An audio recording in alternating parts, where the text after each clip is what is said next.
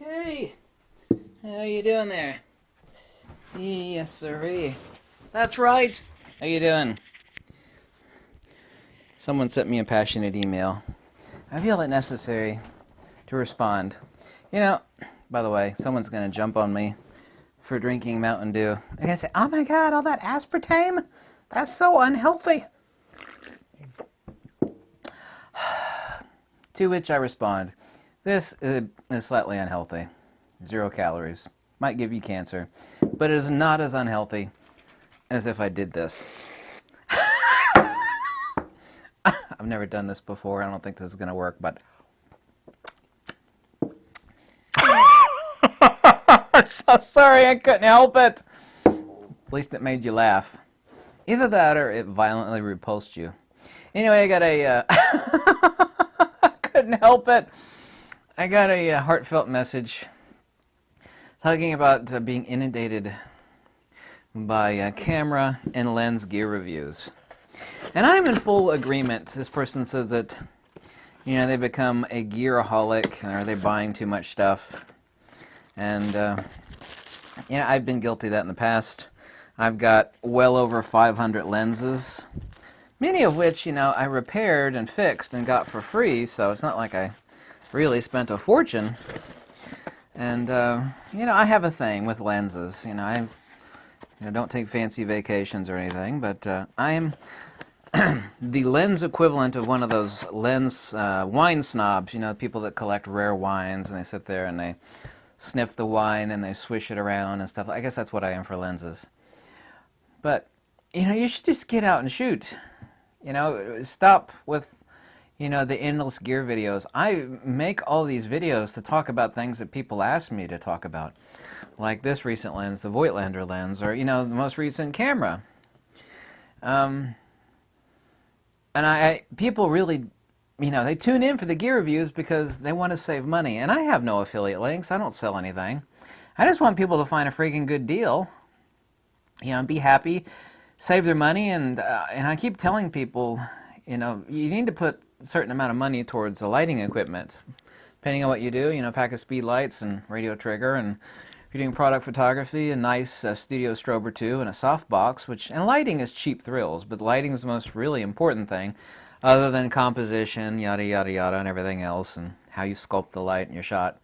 In photography, you can do a lot more with lighting equipment than you can with the most expensive camera lens, period. And absolutely every photographer that's worth 5 cents out there will tell you the exact same thing. Listen, I just do some simple business, corporate, and product photography for entities, both local and otherwise.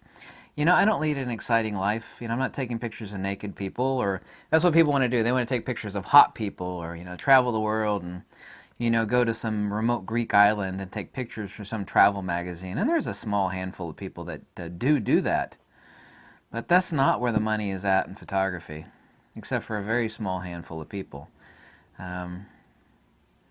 You know, other than the weather being horrible lately and me being completely run down because, you know, every day it's like 60 plus emails that I answer.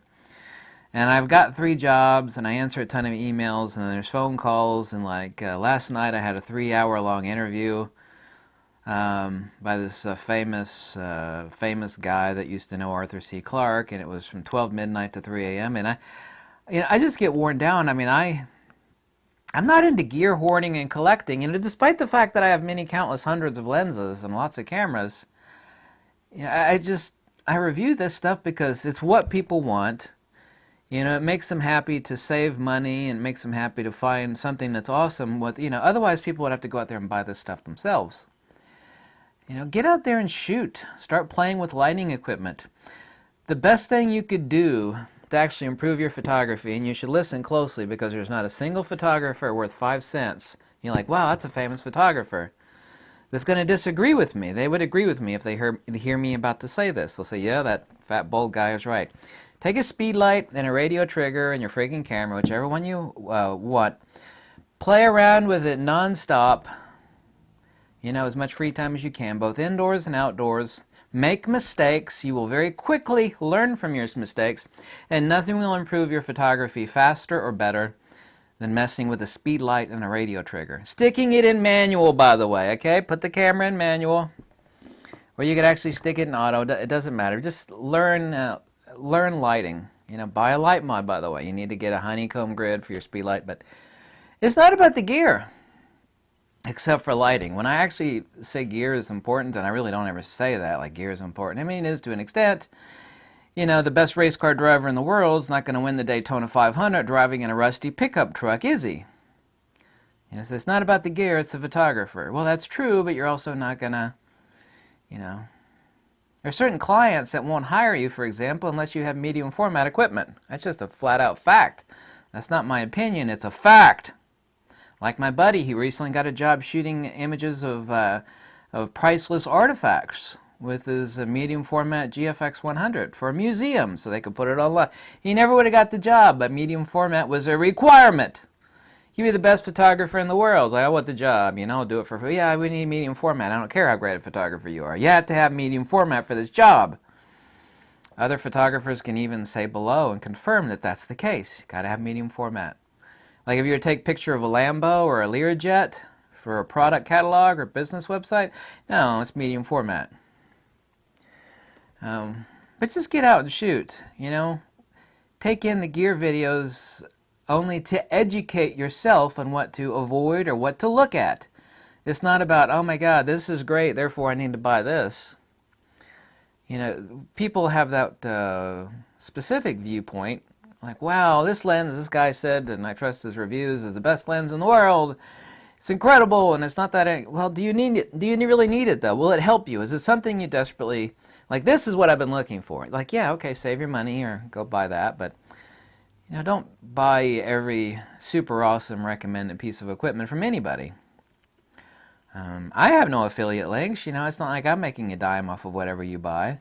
I don't want people to spend money unnecessarily. I've got lots of videos on old cheap lenses like this one. This one's basically 60 years old. Tell everybody, if you find one of these, buy it.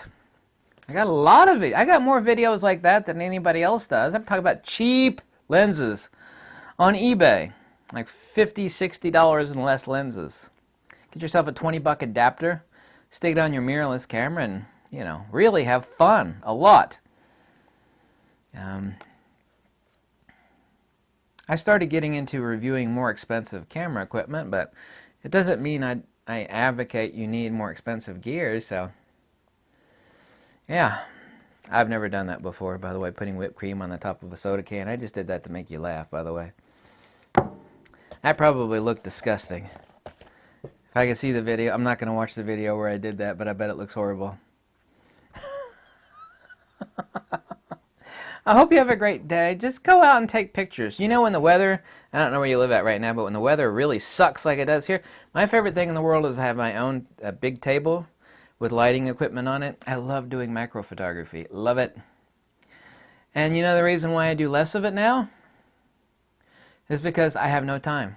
I wake up and it's read all the comments, try to hit as many emails as possible, you do laundry, garbage, take a shower, this, that, one thing and the other. It's just endless. Some of you have lots of free time. You might be retired or have a lot of free time. I don't have that luxury, at least not right now, so. Anyway, past 2 days I've been exhausted. It's like I took the past 2 days off, but I felt like I was sick due to total exhaustion, burning the candle at both ends. Yeah, it doesn't do me any good. Anyway, thanks so much for watching. It's not about the gears. It's about making an informed decision, you know, which keeps you from like buying stuff that you don't necessarily like and having to return it and like hunting and pecking. It's like, oh, well, this guy's already done the work for me. You know, let me watch this idiot's videos. You know, save some money, ask him a question via email. I need to know this. Being a source of information is a type of job. I review a lot of this gear so you don't have to. And even if someone hates me, it's like, well, I know this guy's not selling me anything. You know, he's giving an honest review and he takes lens and camera reviews seriously, and I do. People think that I don't because I throw some humor in there. Just because I throw some crazy humor in doesn't mean I'm crazy. I'm really logical. I'm like hardcore, Spock Vulcan logical. Pretty sure the guy that translates ancient Greek and writes books on monistic metaphysics and translates Neoplatonic texts on hardcore philosophy is probably pretty logical. Straight-laced, like a razor. Well, but I tried to toss in a little humor in the videos just to make people laugh. Because nobody's watching me for my looks or my great personality.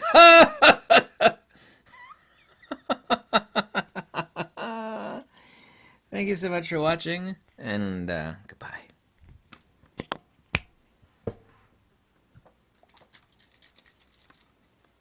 I'm not going to do that.